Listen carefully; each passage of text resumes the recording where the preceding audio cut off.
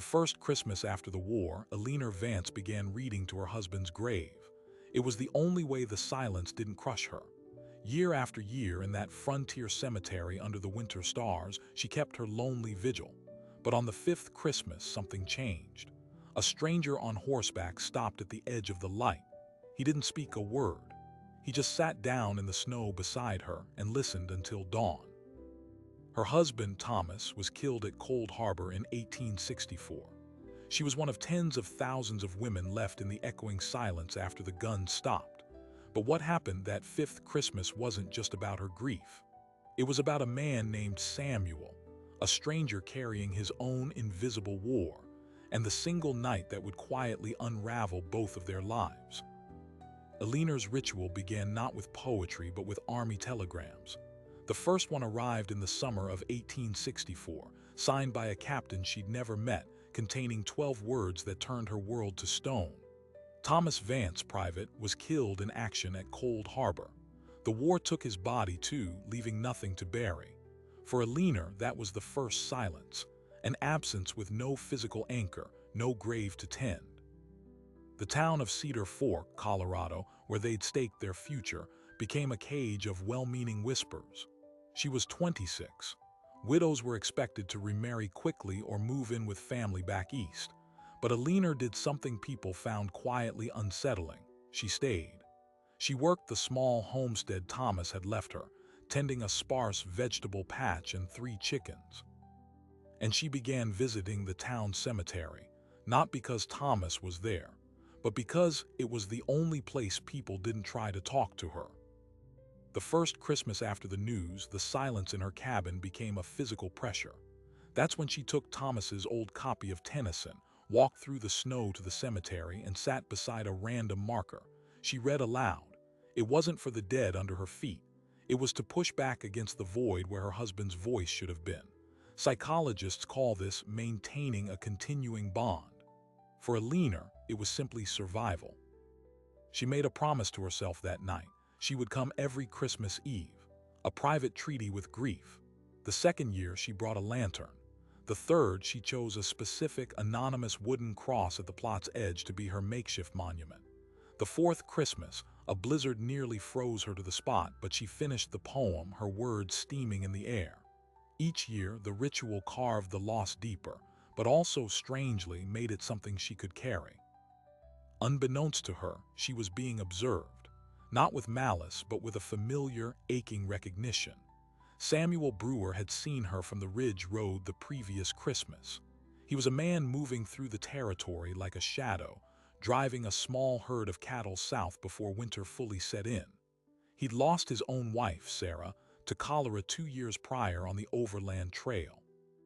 His grief had no grave either, just a stark wooden marker on a windswept plain in Wyoming.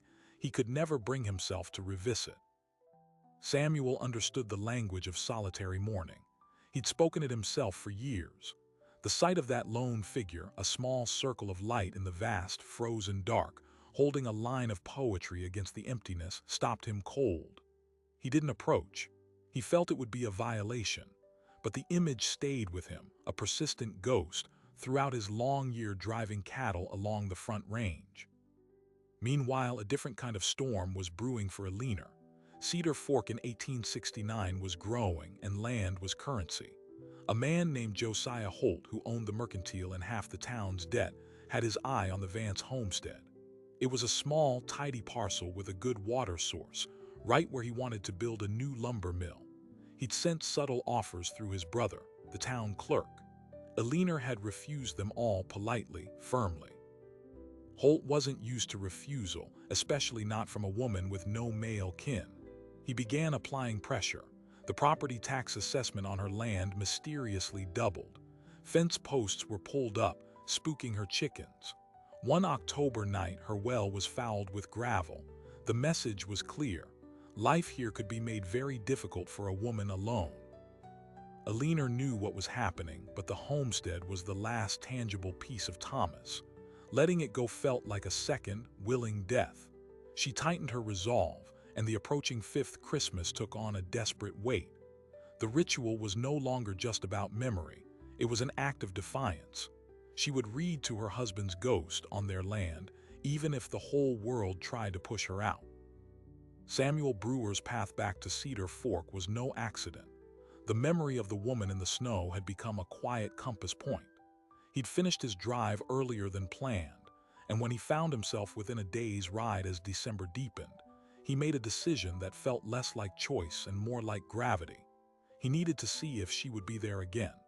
He told himself it was just curiosity, a passing respect for another soul bearing a heavy load.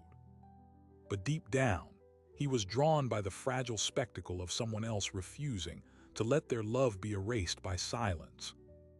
On Christmas Eve, 1869, as a hard, crystalline cold settled over the Rockies, both of them moved toward their fate. Alina, wrapped in her black wool cloak, lit her lantern and walked into the gathering dark, Tennyson gripped in her numb hand. Samuel, having stabled his horse at the livery on the far side of town, saw the bobbing light leave the Vance cabin and head toward the cemetery ridge. He gave her a long lead, then followed, his boots crunching softly on the frost. He watched from the tree line as she brushed snow from her chosen cross, settled on the frozen ground, and opened her book. Her voice, low and steady, began to carry in the still air. It was a passage about loss and enduring love. Samuel stood transfixed, the words weaving into his own private tapestry of regret and longing for Sarah. This time, however, the ritual was shattered, not by him, but by two of Josiah Holt's men, who emerged from the opposite tree line with the clumsy menace of those sent to deliver a message. They hadn't counted on anyone else being out on such a night.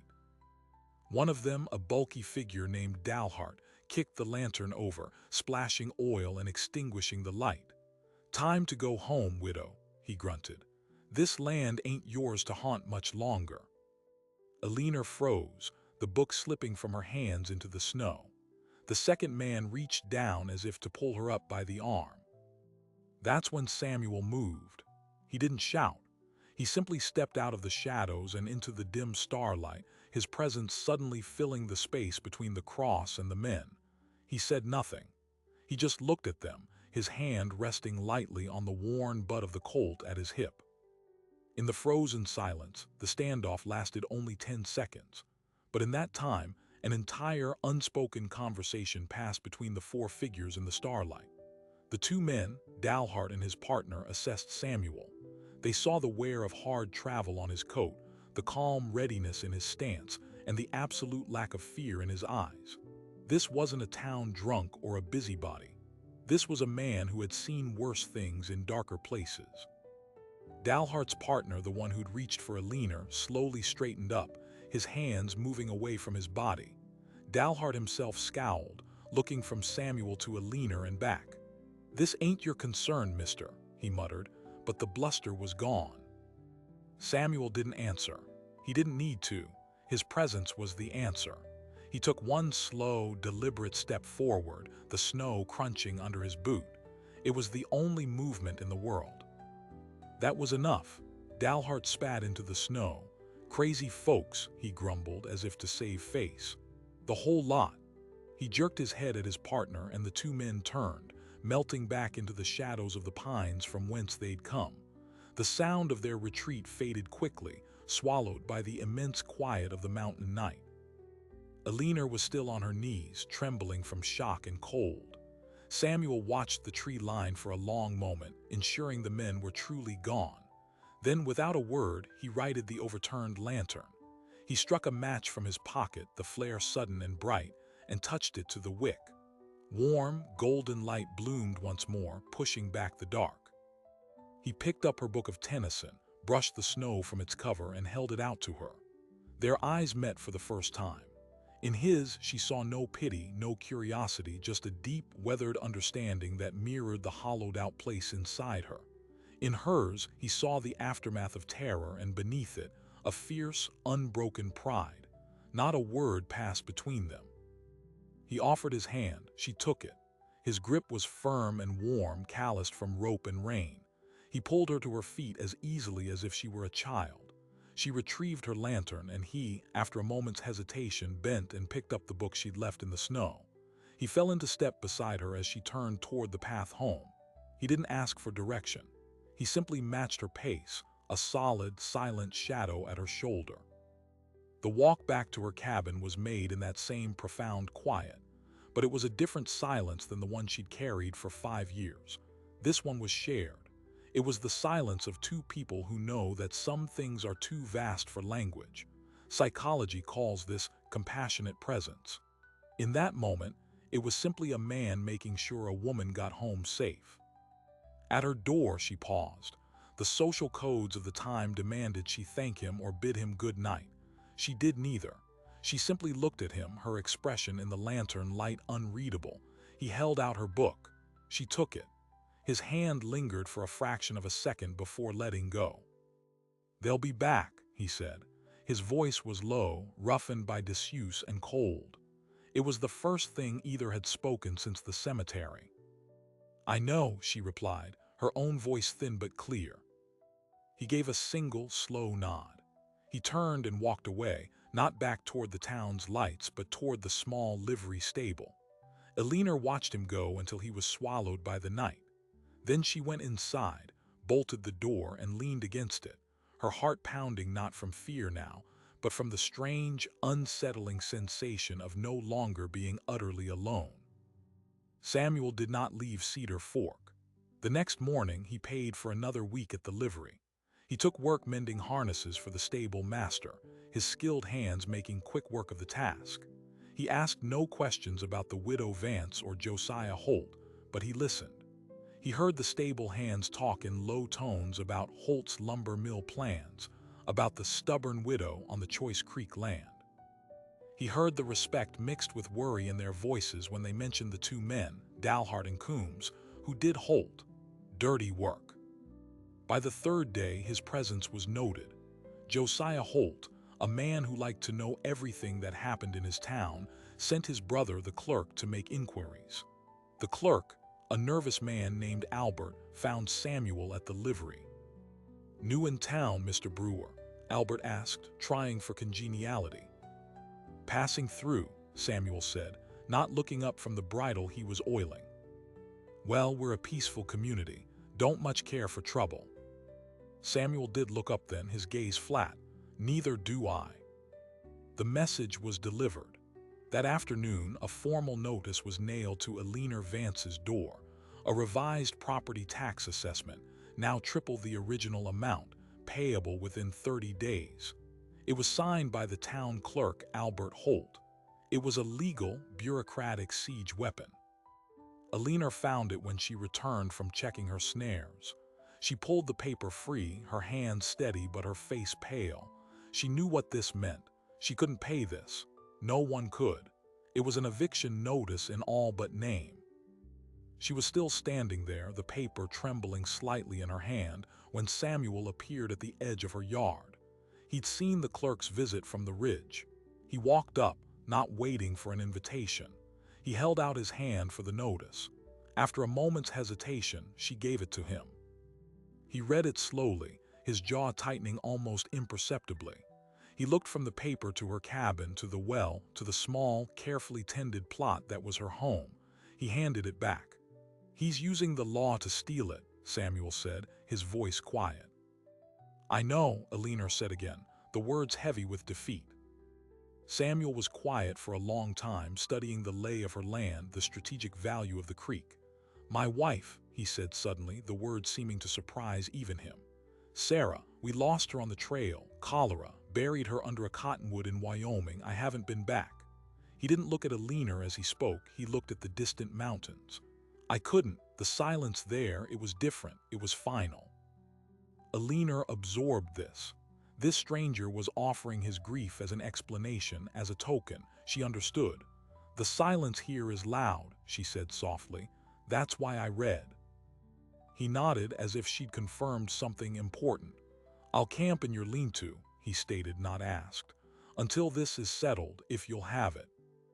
It was an extraordinary proposition. An unmarried man, a stranger living on her property. The scandal would be immediate and fierce, but the alternative was to be alone against Holt and his men.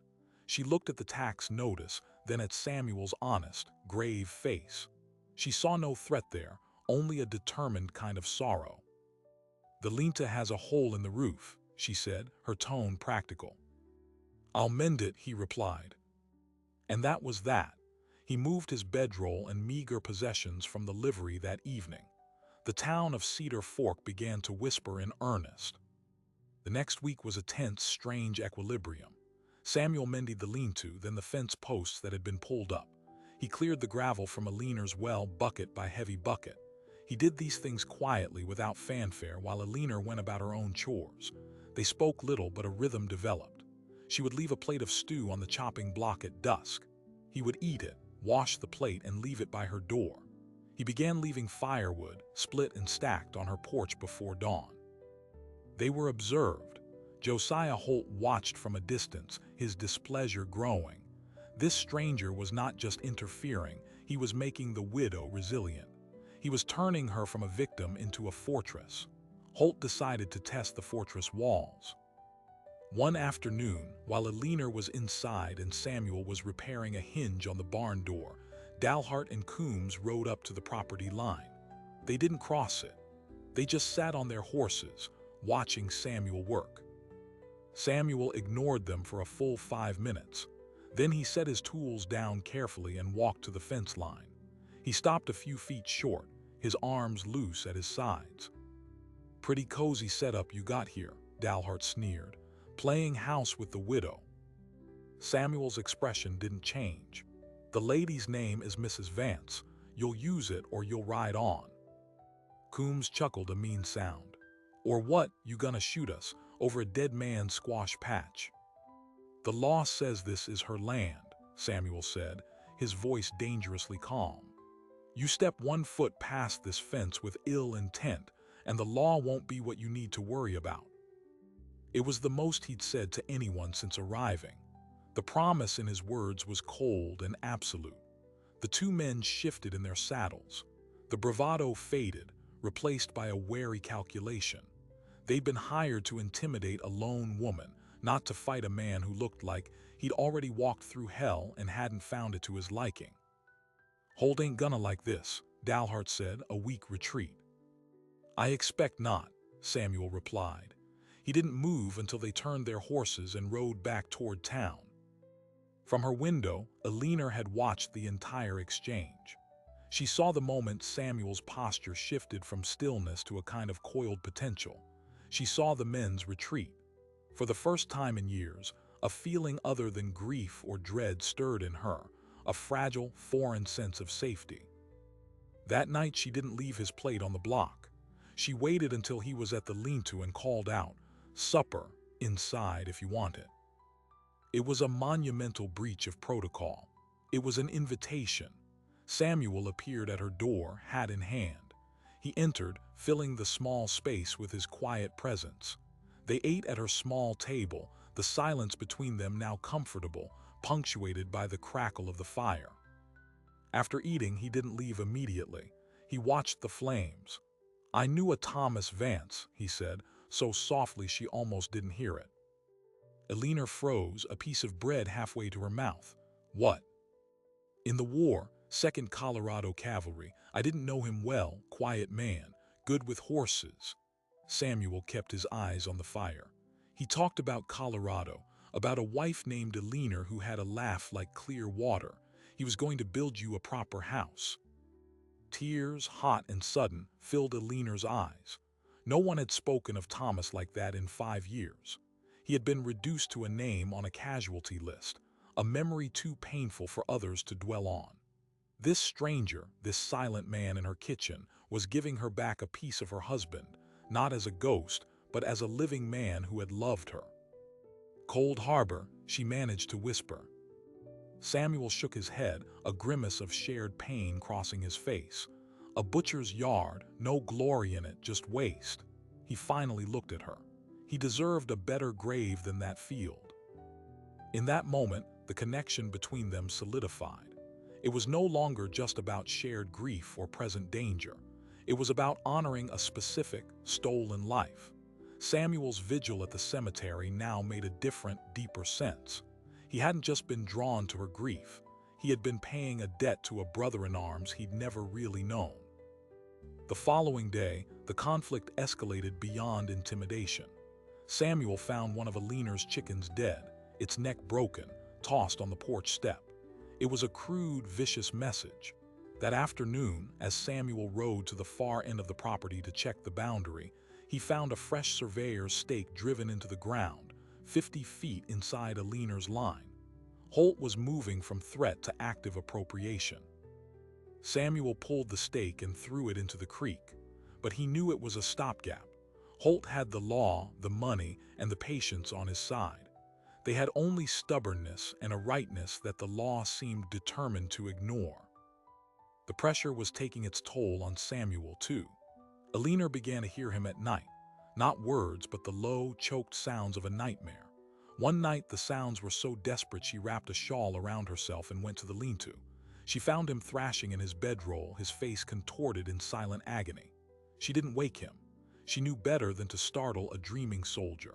Instead, she sat on the ground just outside the open lean-to, her back against the wall, and waited.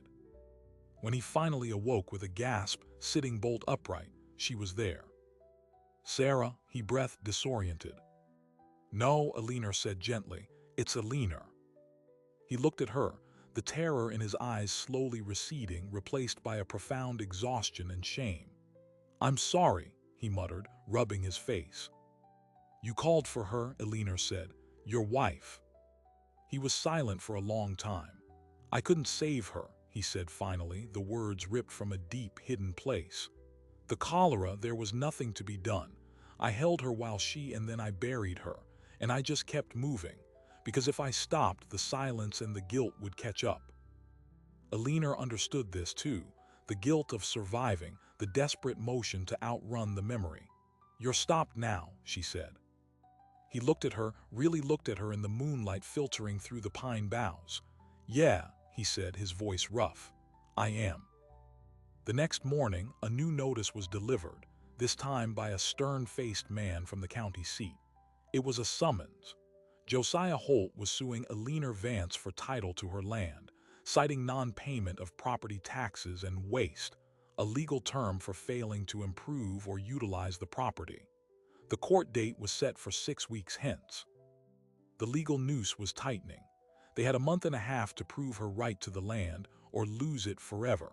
Samuel studied the summons, his face grim. The battlefield had shifted from her fence line to a courthouse, a place where his quiet strength and her stubborn pride might count for very little. "We need a lawyer," he said. "With what money?" Alina asked, the hopelessness returning. Samuel didn't answer. He spent the next 2 days in town asking careful questions. He learned Holt had used this tactic before, against an old trapper who'd owned a mine claim Holt wanted. The trapper had no money for a lawyer, and Holt had one by default. The system was rigged. On the evening of the second day, Samuel returned to the cabin with a resolve that Alina could feel radiating from him. "I'm riding to Denver," he announced. "There's a man there, an attorney who took on the railroad for a squatter and won. He might listen." Denver was over a week's hard ride away, through treacherous winter passes. It was a desperate gamble. "You could just go," Alina said, the fear of being alone again warring with the fear for his safety. "You don't owe us this. You don't owe Thomas this." Samuel shook his head. "It's not about debt anymore, Alina." He used her given name for the first time, and it sounded natural on his lips. "He's not just stealing land. He's trying to erase a life. Your life with Thomas. Your right to grieve him on your own terms. I can't abide that." The morning he left, a light snow was falling. He saddled his horse, a steady dun gelding. Alina handed him a parcel of food and her last few silver dollars, saved from selling eggs. "Samuel," she said as he put his foot in the stirrup. He paused, looking down at her. "Come back," she said simply. It was not a request. It was a statement of need. He held her gaze for a long moment, then gave a single, firm nod.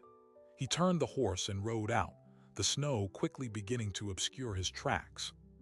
For Alina, the silence descended again, but it was now a waiting silence, taut with anxiety. She continued her chores, but her eyes constantly scanned the ridge road. Josiah Holt, undoubtedly informed of Samuel's departure, saw his chance. The very next day, Dalhart and Coombs returned. This time, they didn't stop at the fence. They rode right up to the cabin. Dalhart dismounted and hammered his fist against Aliner's door. "Open up, Mrs. Vance. We got papers to deliver." Aliner stood frozen inside, her back pressed against the wall. The heavy bar across the door felt suddenly flimsy. She had Samuel's old revolver, the one he'd left with her, tucked in the apron of her dress. Its weight was cold and foreign. "I know you're in there. Open up or we'll open it for you." She made her decision. She unbarred the door but only opened it a crack, her body blocking the gap. "You can speak your piece from there, Mr. Dalhart." Dalhart's face was a mask of smug triumph. "Got a writ here from Judge Henderson. Says you're to vacate the premises pending the outcome of the suit. For your own safety, seeing as you're a woman alone and unable to secure the property." He held up a folded paper with an official-looking seal. It was a lie, or at best a gross manipulation, but the seal gave it a terrifying authority. "That's not lawful," Aliner said, her voice trembling despite her best effort. "Law what the judge says it is, ma'am." Coombs smirked from his saddle. "Now we're here to help you pack your feminine things. Be out by sundown or we'll have to assist more forcefully." Aliner's grip tightened on the door. "This is my home. I am not leaving."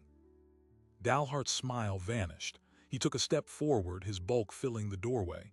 "We ain't asking." That's when Aliner did something that shocked even herself. She drew the revolver from her apron, holding it in both shaking hands, and leveled it at Dalhart's chest. "You will not set foot in my home." The two men stared, first at the gun, then at her face. They saw the raw terror in her eyes, but also the unyielding resolve behind it. This was no bluff. For a long, breathless moment, no one moved. Then Coombs, still on his horse, let out a low whistle. "Crazy woman's gonna get herself shot." Dalhart took a slow step back, his hands rising slightly. "All right, Mrs. Vance, have it your way, but that writ's real. And when the sheriff comes to enforce it, and he will, that gun won't do you a lick of good. You'll be out and you'll be facing charges to boot." He tipped his hat, a mockery of politeness. Sundown. They rode off, leaving Aliner standing in the open doorway, the gun growing heavy in her hands. She closed the door, barred it again, and slid to the floor, the revolver clattering beside her. She didn't cry. She just sat there in the dim light, the full weight of her predicament settling on her like stones. She was out of time, out of options, and utterly alone. That night she did not sleep. She sat at the table with the revolver and the writ, the single lantern burning.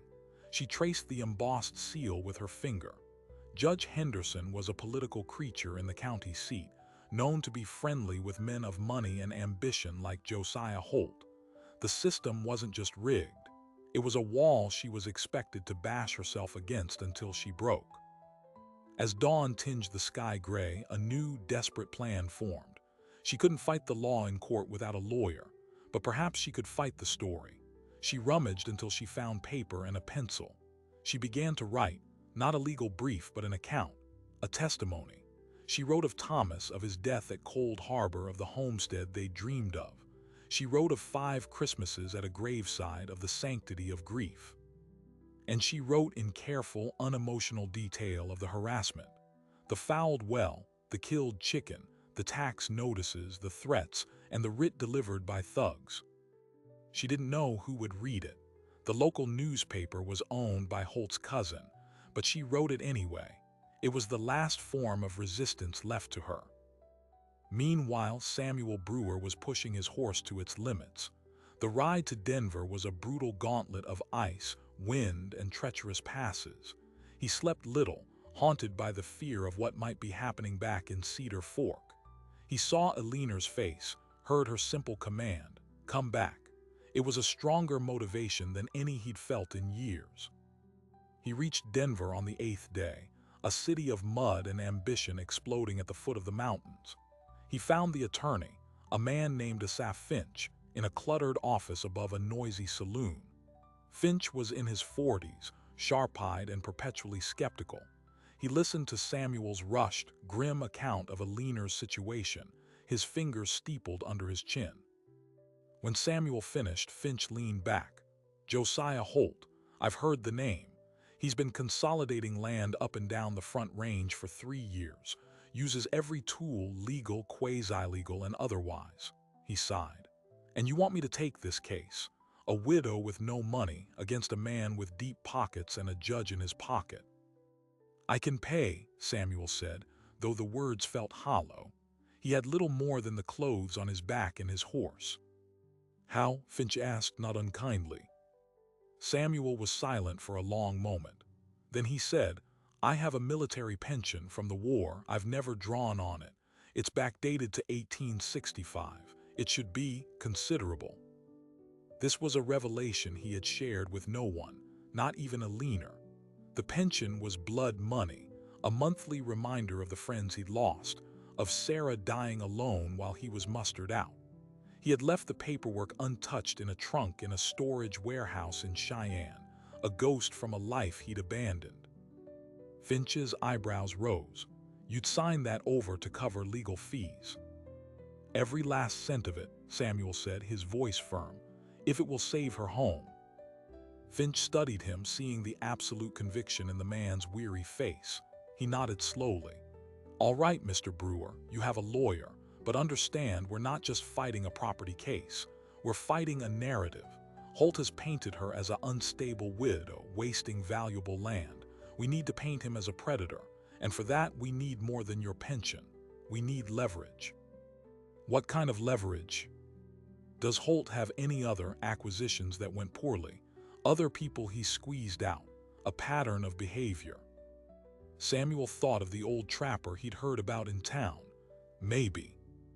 "Find them," Finch said, opening a ledger. "I'll draft the motions to challenge the writ and the tax assessment. But if we want to win at trial, we need witnesses. We need to show the court who Josiah Holt really is." Samuel spent 2 more days in Denver while Finch prepared the initial legal counterattack. He used the time to send a telegraph to the warehouse in Cheyenne, authorizing the release and transfer of his pension documents to Finch. It felt like cutting out a part of his own past, but the trade felt right. He also sent a brief, costly telegraph to the Cedar Fork Mercantile, addressed simply to Mrs. Vance. It contained 3 words: "Finch engaged. Hold fast." He didn't know if she would ever receive it or if Holt would intercept it. It was a message in a bottle cast into a hostile sea. Back in Cedar Fork, the sun set on the deadline. No sheriff came. Instead, the next morning, Alina found the head of her last remaining chicken nailed to her front door. The message was clear. The law might move slowly, but Holt's cruelty did not. 2 days later, as she returned from checking her snares empty-handed, she found a different kind of visitor. A tall, raw-boned woman in a patched dress and a man's coat was waiting by her well, a bundle of furs at her feet. It was Mee Turner, the trapper's widow. Her husband, Eli, had been the one run off his mine claim by Holt. "Heard you was having trouble with the same wolf," Mee said without preamble, her voice like grinding stones. "Eli, dead now, drank himself to death in a Cheyenne flophouse after he lost the claim." She spat into the dirt. "Holt got what he wanted. I got nothing." Alina invited her in. Over weak tea, Mee told her story. Holt had used a nearly identical playbook. Inflated taxes, accusations of waste on a working claim, hired men vandalizing equipment, and finally a predatory buyout offer for pennies on the dollar. When Eli refused, Holt produced a forged lien and had the sheriff seize the property. Eli couldn't prove the forgery. The law, again, was a blunt instrument for the powerful. "He's got a taste for it," Mee said, her eyes hard. "Likes to break people, likes to watch 'em bend. You're his new sport." "Did you ever fight him? In court?" Alina asked, a spark of hope igniting. Mee barked a laugh. "With what? Eli was broke, I'm broke. Lawyers cost money, Mrs. Vance, more money than truth most times."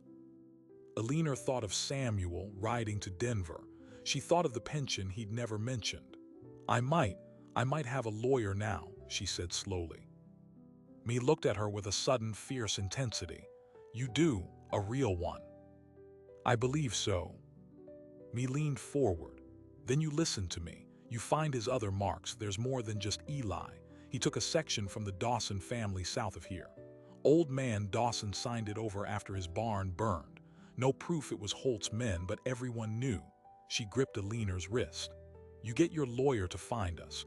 You get us to stand up in that courtroom and tell our stories. You make a chorus out of our silence.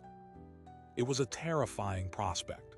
Going up against Holt was one thing, organizing a resistance was another. But Me's fury was contagious. It transformed Alina's solitary despair into a shared, burning purpose. She agreed. Over the next week, a secret network began to form. Me reached out to the Dawson sons. Alina, using the pretext of selling eggs, spoke to other smallholders on the outskirts of town. She found 2 more families who had been pressured by Holt, who lived in quiet, seething resentment.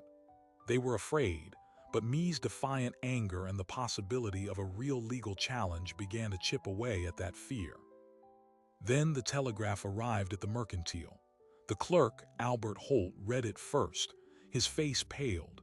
He brought it directly to his brother Josiah. Josiah Holt read the 3 words, Finch engaged, hold fast, and his composure cracked for the first time.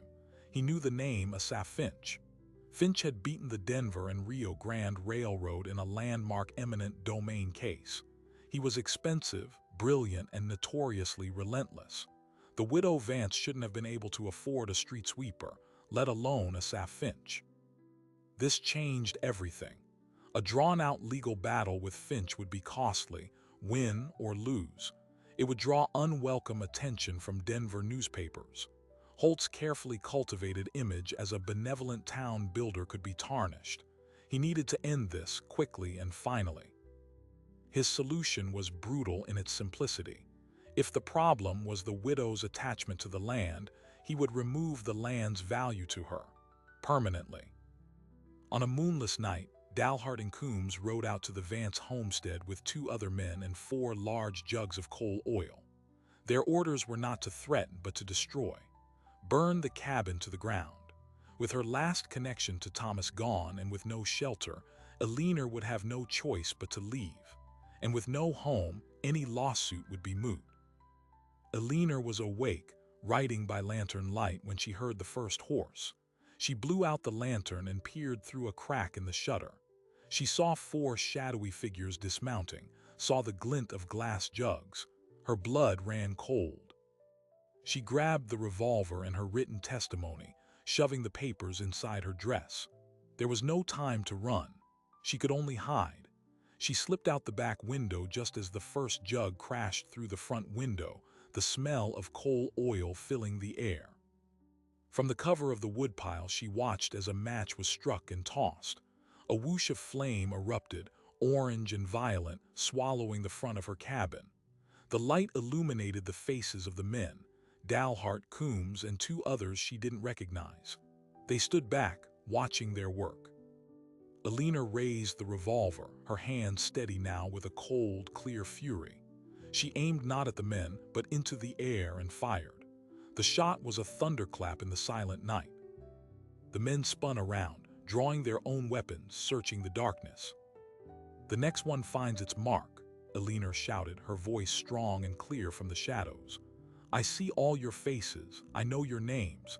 You tell Josiah Holt his war is now with me. For a moment, they hesitated, confused and blinded by the light of their own fire. Then, from the ridge road, came the sound of another gunshot, followed by a shout that turned Alina's knees weak with relief. It was Samuel. He was riding hard, shooting into the air, his voice roaring, "Put them down, now." He hadn't just returned. He'd returned with Asaph Finch, who was riding beside him in a city suit, and behind them, a deputy U.S. Marshal from Denver, summoned by Finch on the strength of Samuel's testimony and the pension papers. The scene that unfolded was chaos turned to order. The marshal arrested Dalhart, Coombs, and the other 2 men on the spot for arson and attempted murder. Finch, looking at the burning cabin, then at the terrified, resolute face of Alina Vance, knew they had just been handed the one thing they needed most: undeniable, violent proof of Holt's malevolence.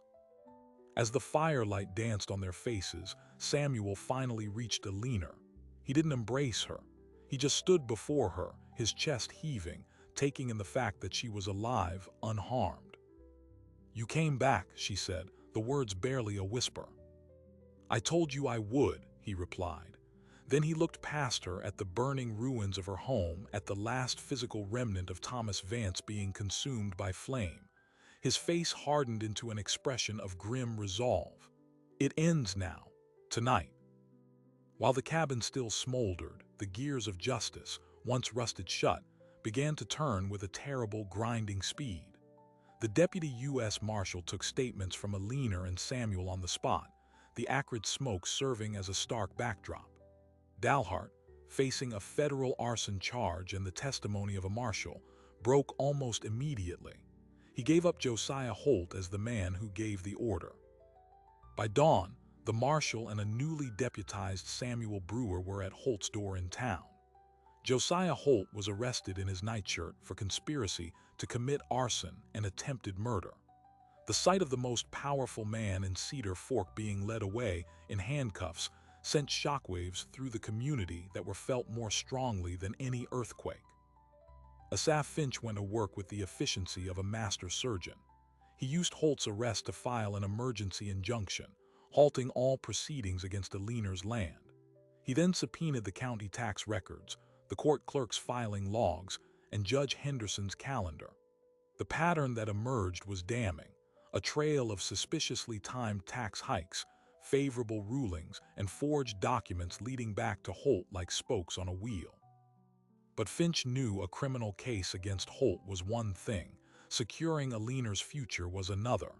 For that, they needed the civil suit to be airtight, and for that, they needed the chorus Mee Turner had spoken of. The trial of Josiah Holt became the spectacle of the territory. It was moved to the Federal Circuit Court in Denver to ensure impartiality. And in that courtroom, Asaph Finch did not just present a case, he staged a reckoning. Mee Turner took the stand first.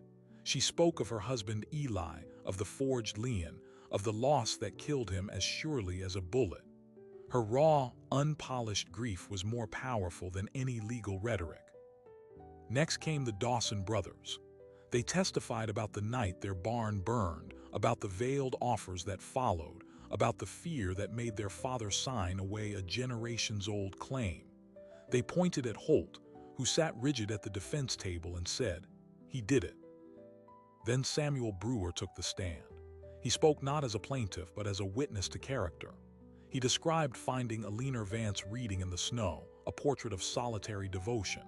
He described the escalating threats, the killed chicken, the surveyor's stake. And then, with the courtroom in utter silence, he described his own wife, Sarah, and the grave in Wyoming he couldn't visit. He connected Holt's actions to a deeper crime, the theft of a person's right to grieve in peace.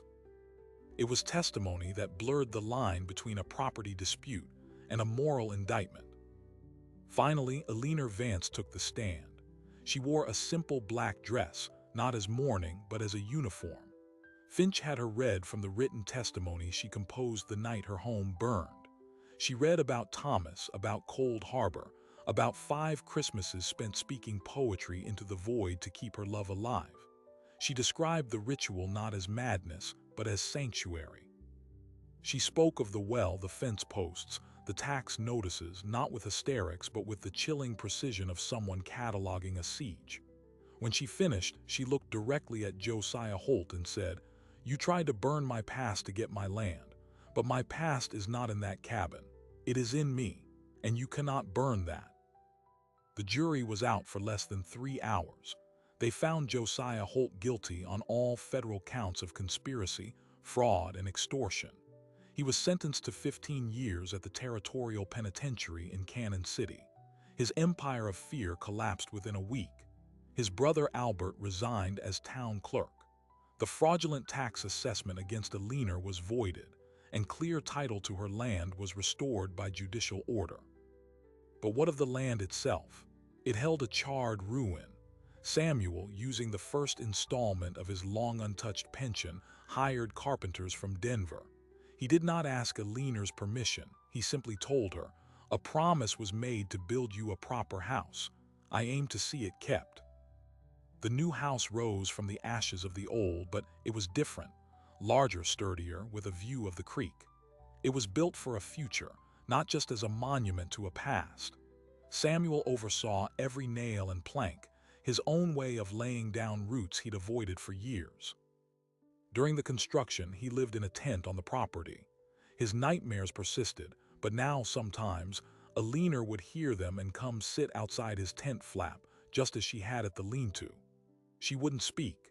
She would just hum a soft, tuneless song until his breathing evened out. It was her turn to offer a silent, anchoring presence. The following Christmas Eve, 1870, arrived with a deep, fresh snowfall. Aliner bundled up, lit her lantern, and took her book of Tennyson. She walked to the cemetery, but she did not go alone. Samuel walked beside her, carrying a second lantern. They brushed the snow from the same anonymous cross. Aliner sat, opened her book, and began to read. This time, as her voice filled the cold, clear air, Samuel sat down in the snow beside her. He didn't look at her. He looked straight ahead, his hat resting on his knee, just listening. He stayed there, a silent witness, until the last verse was spoken and the dawn began to bleach the stars from the sky. It was a perfect mirror of that first night he'd seen her, but everything was different. The silence between them was no longer the silence of two separate solitudes, but the quiet of a shared peace. Psychology tells us that healing in grief often requires a compassionate who acknowledges your pain without trying to take it away. Samuel had become that witness, and in doing so, he had finally found a place where his own grief could rest. The next spring, Samuel Brewer used the remainder of his pension to buy the adjacent parcel of land from Me Turner, who used the money to move west and start anew. He built a small cabin for himself, but he took his meals at the main house with Aliner. The town of Cedar Fork, once a source of judgment and pressure, now watched them with a cautious respect. They were not a conventional family, but they were a fixture, two wounded souls who had forged a bond that defied easy labels. The final, surprising detail emerged from a battered trunk Samuel finally retrieved from Cheyenne. Among his and Sarah's things was a small, water-stained notebook. It was a ledger from his cavalry days, and there on a page from 1864 was a brief scribbled entry. It listed the men in his unit who had fallen at Cold Harbor. Among the names was Thomas Vance. Next to it, Samuel had written a single word: Colorado. He had remembered Thomas, not just as a name from a story, but as a man he had served with, a man whose dream he had written down. That tiny note, made in the mud and misery of war, was the invisible thread that had drawn him to a snowy cemetery years later. It wasn't just chance or generic compassion. It was a forgotten promise to a fallen brother, a debt to memory that his heart recalled even when his mind did not. Aliner found him looking at the page one evening. He showed it to her without a word.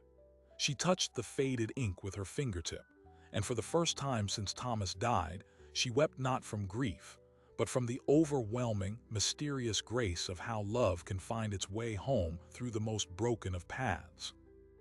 They continued their Christmas vigil every year until they were old. The ritual evolved. Some years, Samuel would read a passage. Some years, they would just sit in the quiet together.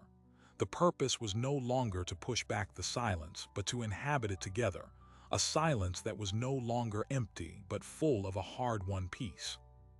The war widow and the wandering rancher had taught each other that grief is not a place you leave, but a landscape you learn to live within.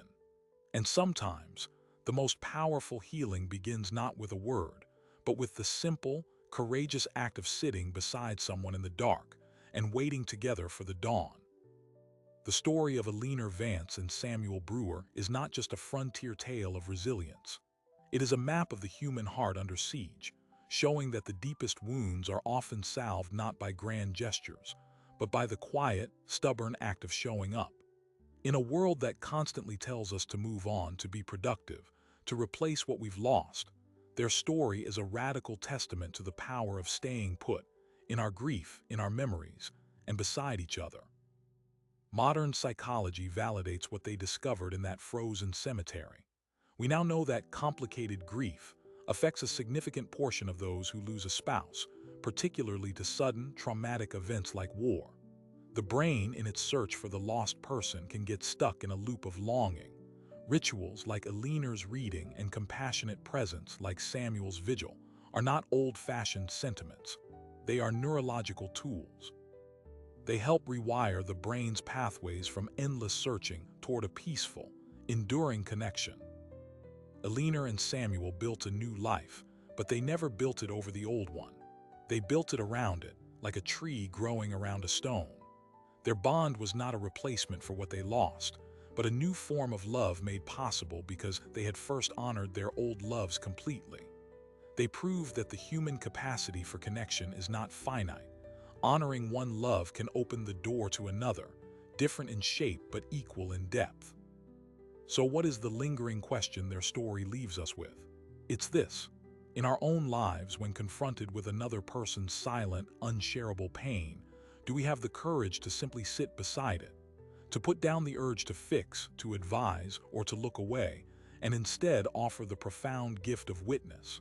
Their legacy is a challenge to our modern instincts. It asks us to value presence over solutions, and to understand that sometimes the most powerful thing we can do is to keep a quiet watch in the dark, trusting that the dawn will come for us all. If stories of hidden history, profound human connection, and the quiet strength it takes to heal resonate with you, then you're in the right place. We dedicate ourselves to unearthing these forgotten chapters, not just to recount the past, but to light a path for our present. For more journeys into the heart of what makes us human, through history's untold dramas and its most resilient spirits, hit that subscribe button and ring the bell. We have so many more stories like this one to share with you. Thank you for listening. Until next time.